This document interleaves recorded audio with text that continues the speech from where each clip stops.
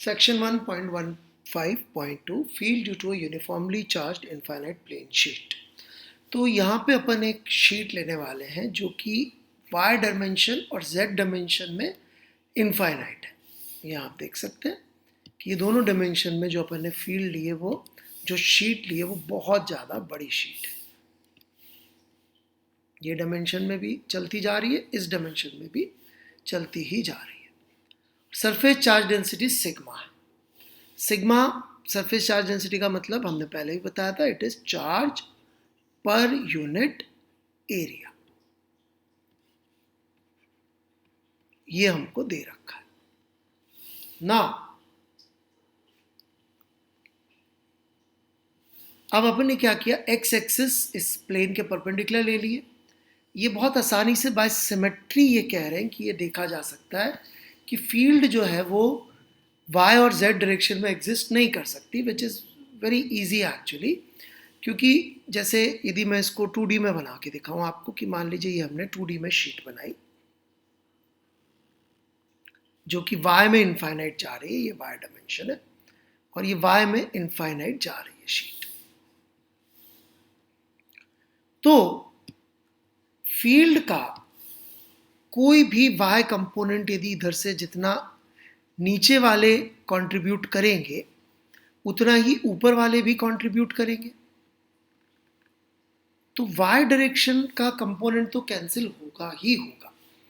जो component survive कर सकता है वो है सिर्फ x वाला। और यही आर्ग्यूमेंट हम z में भी दे सकते हैं क्योंकि इनफाइनाइट है आगे पीछे से।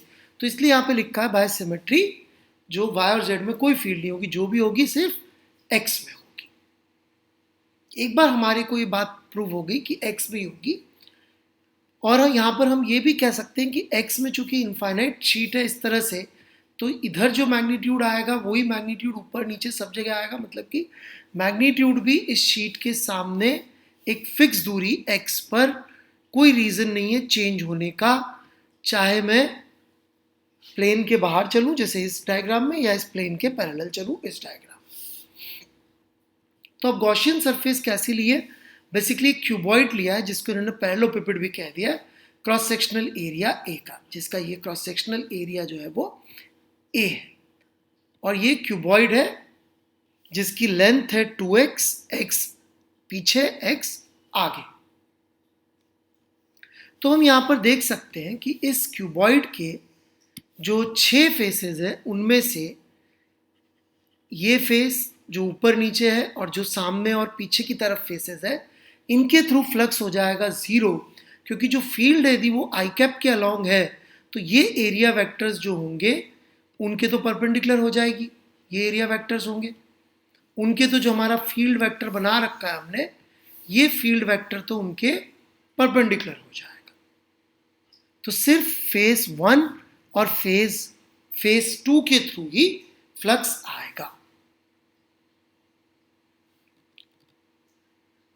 तो अब ये कह रहे हैं कि जो सरफेस 1 है वहां पर एरिया वेक्टर भी माइनस में है और फील्ड भी नेगेटिव x में है। तो यहां पर यदि अपन फ्लक्स कैलकुलेट करेंगे E डेल्टा S करके, तो यहां पर वो दोनों पैरेलल होने की वजह से E इंटू ए ही आ जाएगा फ्लक्स। ये अपन ने ऊपर भी ट्राई किया हुआ है, वहां पे भी बात समझी थी। और यहाँ पे यदि अपन कॉस लिखेंगे तो कॉस 0 डिग्री आएगा एंगल, और वेक्टर में लिखना चाहते हैं तो E माइनस आई कैप, और डेल्टा एस लिखेंगे तो डेल्टा एस क्या हो जाएगा, A into minus I cap. तो इनका डॉट प्रोडक्ट करेंगे तो E इंटू ए आएगा। इधर E और एरिया वेक्टर हम देख सकते हैं दोनों एक ही डायरेक्शन में है, दोनों यदि एक ही डायरेक्शन में E और एरिया वेक्टर, तो यहाँ पे भी फ्लक्स की वैल्यू E इंटू ए आ जाएगी। तो total flux through this close surface इन्होंने बोला 2a आ जाएगा। अब हम चार्ज की बात कर लेते हैं। गॉस लॉ में 2 साइड होती है, एक integral E dot D A वाली साइड